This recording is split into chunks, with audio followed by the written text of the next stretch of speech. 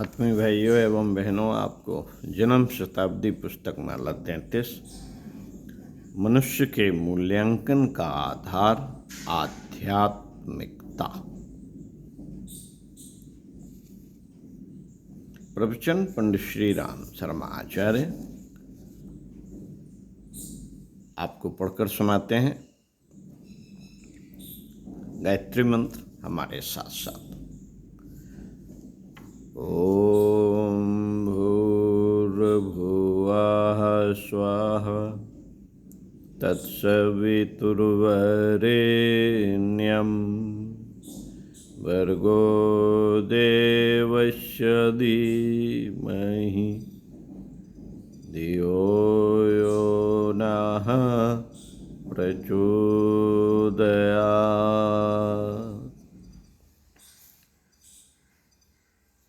मित्रों, मुझे मथुरा की एक घटना याद आ जाती है। मथुरा में एक बार रामलीला हो रही थी।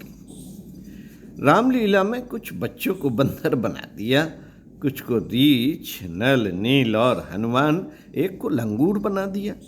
लंगूर कैसा होता है, कैसे बनाया? उन्होंने लंगूर ऐसे बनाया कि उस बच्चे के शरीर पर शीरा पोत दिया। शीरा जानते हैं किससे बनता है? गुड़ में से निकलता है। बच्चों ने आपस में रुई चिपका दी और वह बन गया लंगूर। उसके एक पूंछ लगा दी और वह लंगोटी लगाकर उछलता फिरा। साहब, यह रामलीला का लंगूर है। एक आध घंटे तक वह उछलता फिरा, फिर जमीन पर गिर पड़ा। अरे, लंगूर को क्या हुआ? उसे उठाकर ले गए और पंखा झलने लगे। लंगूर बेहोश हो गया। अब क्या करें? उसे पानी पिलाया, फिर भी होश में नहीं आया। उसकी आंखें पलट गईं। आखिर में लंगूर को अस्पताल ले गए। अस्पताल वालों ने कहा कि ये तुमने क्या किया, ये क्या कर डाला? क्यों साहब, इसमें क्या हर्ज हो गया? इसके शरीर से जो भाप निकलती थी, पसीना निकलता था, जो शरीर के जहर को बाहर निकालता है, तुमने शरीर पर शीरा चिपका करके उसे अंदर ही रोक दिया।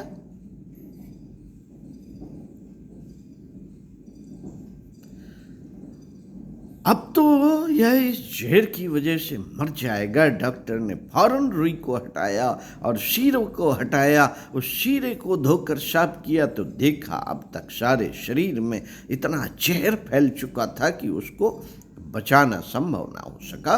बहुत इलाज किया गया, किंतु 1 घंटे के उस जहर का परिणाम बच्चे की जान लेकर सामने आया।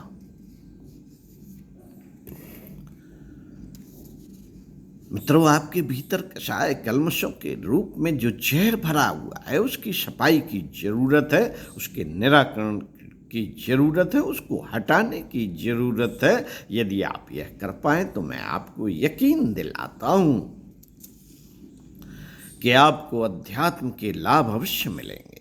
अध्यात्म मार्ग में प्रवेश करने वाले प्रत्येक व्यक्ति के लिए पहला वाला जो पाठ पढ़ाया जाता है, पहली वाली जो शिक्षा दी जाती है, वह यह नहीं दी जाती कि कौन सा बीज मंत्र लगाऊं, माला किस चीज की लूं। बेटे, माला किसी भी लकड़ी की ले ले। बेटे, यह पाठ पहला नहीं है, यह 11वां पाठ है। महाराज जी, बीज मंत्र लक्ष्मी जी का लगाऊं या हनुमान जी का लगाऊं? बेटे, चाहे जिसका लगा देना, पर यह पाठ 13वां है। सबसे पहला वाला पाठ पढ़। नहीं साहब, पहला वाला पाठ पढ़ने की कोई जरूरत नहीं है। हमको तो फिजिक्स पढ़ाइए, केमिस्ट्री पढ़ाइए। बेटे, यह भी पढ़ाएंगे, पर अभी तो तुझे वर्णमाला भी नहीं आती, गिनती गिनना भी नहीं आता। फिर कुंडलिनी जगा दीजिए, चक्रवेदन कर दीजिए और फलाना कर दीजिए।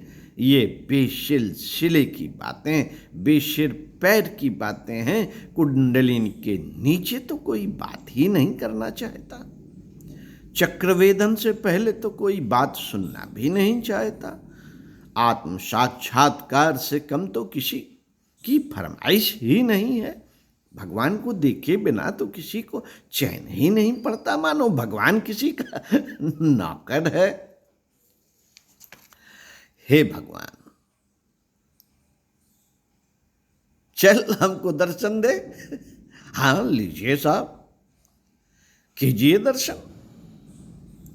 तू भगवान को ऐसा समझता है? नहीं महाराज जी, आप बुला दीजिए। बेटे, हम में तो ताकत है नहीं, तुझ में ताकत है, तो बुला ले हनुमान जी को। हमारे कहने से तो कोई एक आध मित्रों ने भगवान जी को बुलाया, सो भी वे नहीं आए।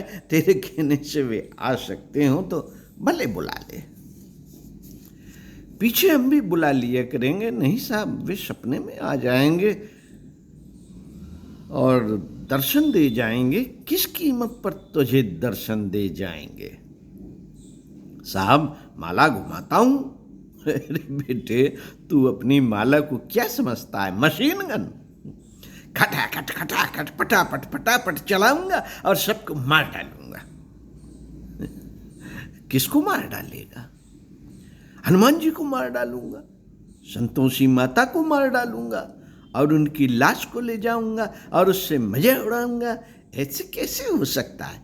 ले जा, ले जा तू अपनी माला को। मित्रों, माला मुख्य नहीं होती। आप वहां से पढ़ना शुरू कीजिए जहां से आध्यात्मिकता का आरंभ होता है।